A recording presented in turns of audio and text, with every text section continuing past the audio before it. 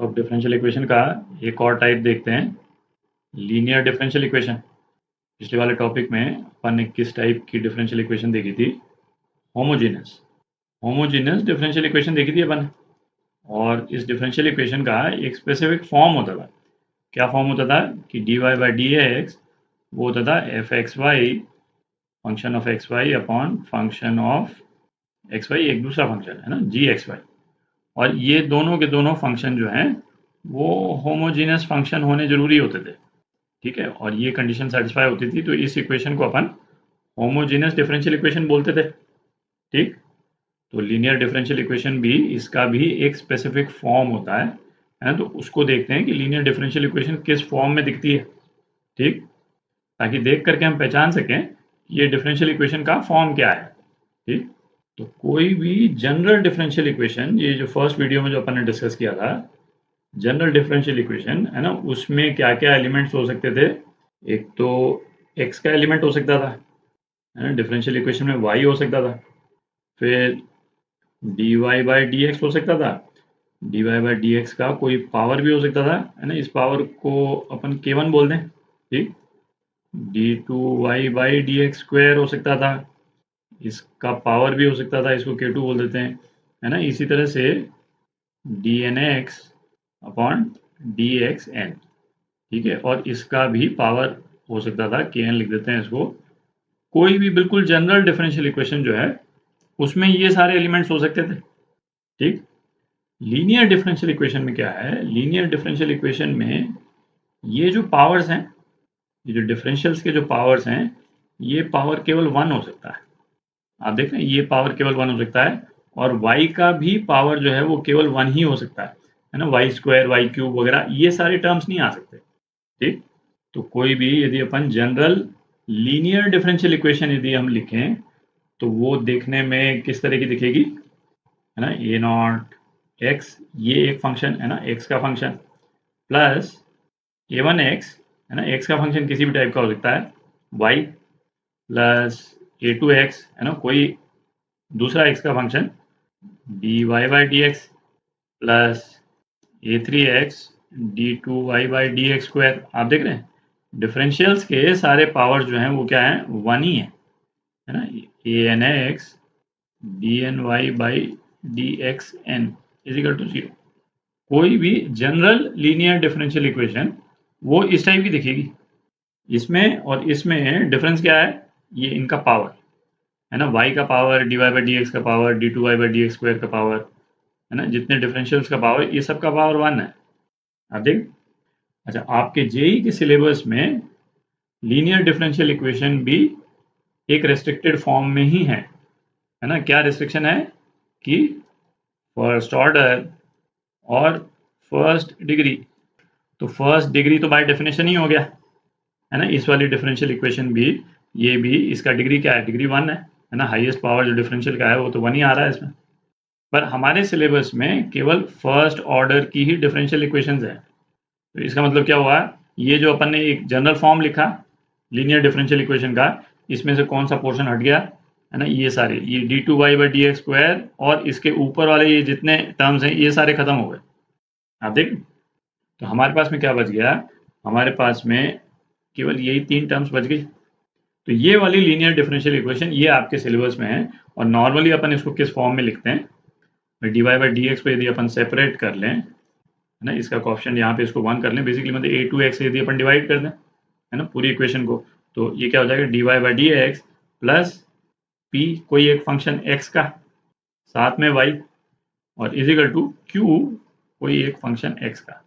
कोई भी linear differential equation first order की वो देखने में ऐसी दिखेगी। इसको मिटा देता हूँ ऊपर, है ना, इसको, इसके कुछ एस्पेक्ट और देखते हैं अपन। तो इसके, है ना, कुछ एस्पेक्ट और देख लेते हैं। ये जो दो फंक्शन सब अपने को दिए हुए हैं, पी एक्स क्यू एक्स, ठीक है, इन फंक्शंस की जगह पे, है ना, मतलब यहाँ पे कांस्टेंट भी आ सकता है ना, एक्स का कोई भी पावर आ सकता है, X raise to power N, है ना, बेसिकली कोई भी फंक्शन आ सकता है, मतलब क्यू एक्स की जगह पे, है ना, x cube plus three x square plus, है ना, जो भी है इस टाइप से। फिर sine x, cos x, trigonometric terms आ सकती हैं, e to the power x आ सकता है, ln x आ सकता है, कुछ भी आ सकता है, दिख रहा है? ये y जो है यहाँ पे y, यहाँ पे क्या आ सकता है? यहाँ पे केवल y ही आ सकता है। क्या-क्या नहीं आ सकता है ना? नहीं जो आ सकता है, क्या-क्या नहीं आ सकता है ना? अंडर रूट y नहीं आ सकता, y स्क्वायर नहीं आ सकता, साइन y नहीं आ सकता, ln y नहीं आ सकता, है ना? You get the point. y के अलावा कुछ भी नहीं आ सकता। अच्छा, y के अलावा कुछ नहीं आ सकता, ये y जो है इस dy बाई dx के साथ में इस फॉर्म में भी नहीं आ सकता। डिफरेंशियल इक्वेशन ये भी रहेगी, है ना? प्लस कुछ-कुछ पॉइंट्स होंगे यहाँ पे इज इक्वल टू 0, पर ये लीनियर डिफरेंशियल इक्वेशन नहीं रहेगी, कुछ और हो जाएगा फिर ये, ठीक? तो लीनियर डिफरेंशियल इक्वेशन स्ट्रिक्टली इसी फॉर्म में होती है, dy बाई dx प्लस, है ना, कोई एक x का फंक्शन जिसमें कुछ भी आ सकता है, कोई भी टर्म आ सकती है, फिर y, सिंगल y, है ना, इसका कोई वेरिएशन अलाउड नहीं है, और is equal to qx, again x का कोई भी फंक्शन जिसमें कुछ भी आ सकता है।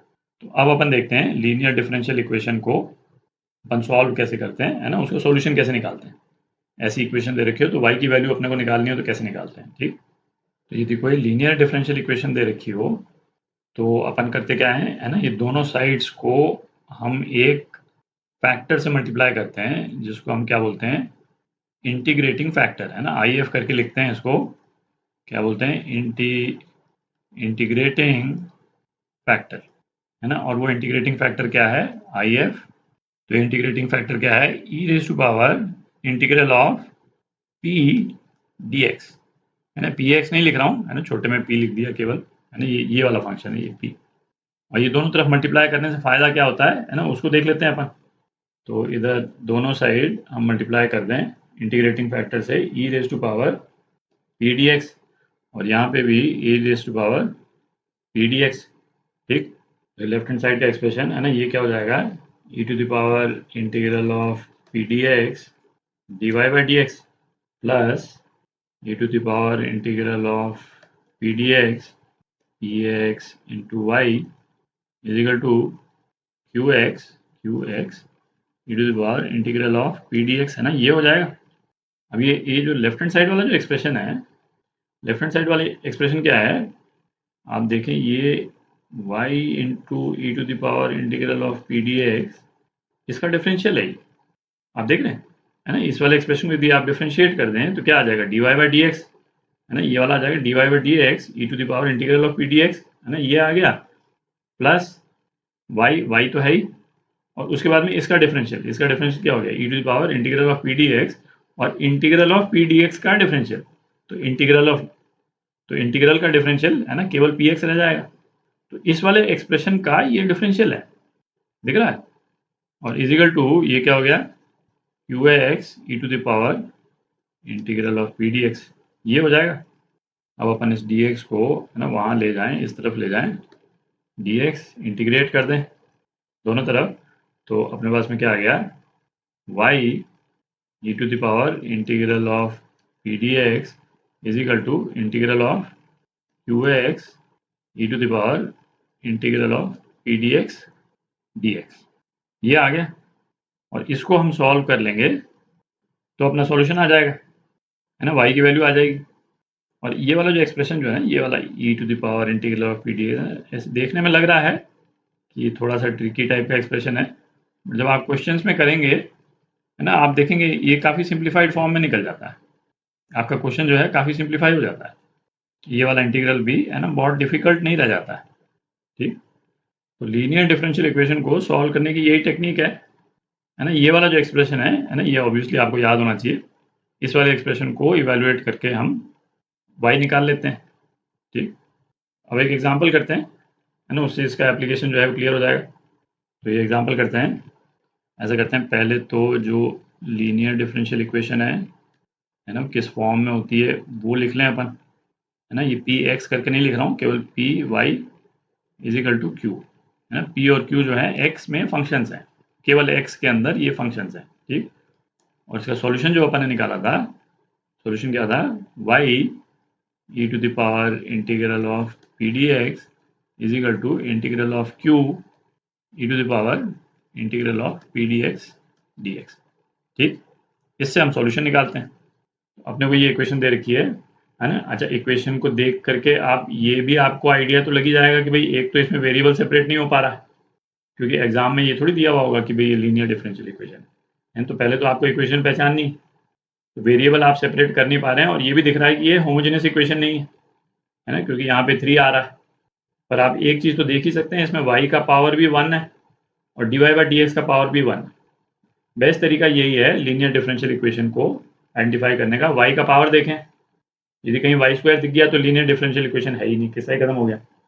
y का पावर देखें और dy बाई डी का पावर है ना, वो तो 1 ही मिलेगा आपको, आपके सिलेबस में इसका पावर तो 1 ही रहेगा। ठीक, तो पहला काम तो हमको क्या करना है, पहला काम हमको करना है इसको इस वाले फॉर्म में लाना है। इस वाले फॉर्म में लिखी भी नहीं है ये, क्योंकि p जो है इस वाले सॉल्यूशन की इक्वेशन में डालने के लिए p जो है y के साथ आना चाहिए इस तरह से, और dy बाई डी के साथ में कुछ भी नहीं होना चाहिए, मतलब 1 होना चाहिए।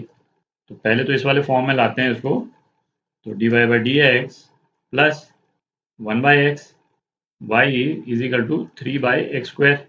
चूंकि अपन पहली बार कर रहे हैं तो हर चीज़ अलग अलग लिख लेते हैं ताकि आपको क्लियर रहे, है ना। तो पी एक्स जो है इस केस में क्या हो गया, 1 बाई एक्स हो गया, और क्यू एक्स जो है इस केस में क्या हो गया, 3 बाई एक्स स्क्वायर हो गया। ठीक, तो अब पहले इंटीग्रेटिंग फैक्टर अलग से निकाल लेते हैं। इंटीग्रेटिंग फैक्टर जो है वो क्या है, e integral of P D x, मतलब डी एक्स अपॉन एक्स, तो ये क्या हो गया, e to the power L N x, है ना। और e to the power L N x जो है वो क्या होता है, एक्स के बराबर होता है ना, कई बार अपन कर चुके हैं। तो K is equal to E to the power L N X लेकर के दोनों तरफ नेचुरल लॉग अपन ले लें, तो एल एन ई 1 हो जाएगा, तो एल एन के एल एन एक्स के बराबर आ जाएगा, तो के जो है वो क्या, एक्स के बराबर हो गया। ठीक, तो इंटीग्रेटिंग फैक्टर जो है वो अपना एक्स आ गया, और यहाँ पे अपना इंटीग्रेटिंग फैक्टर क्या है, ये है। ठीक, तो अपन क्या लिख सकते हैं, y इंटू एक्स, है ना, ये integrating factor is equal to integral of Q क्या है, 3 बाई एक्स स्क्वायर, और इंटीग्रेटिंग फैक्टर क्या है, एक्स डी एक्स, ये क्या हो गया, Y X is equal to 3 by X, है ना, तो 3 L N X plus C, है ना, कोई कांस्टेंट, तो वाई क्या हो गया, वाई हो गया 3 L N X upon X plus C by X. तो ये आपका आंसर। अगले वीडियोस में, है ना, कई एग्जांपल्स करेंगे अपन, उससे ये वाला कॉन्सेप्ट बिल्कुल क्लियर हो जाएगा।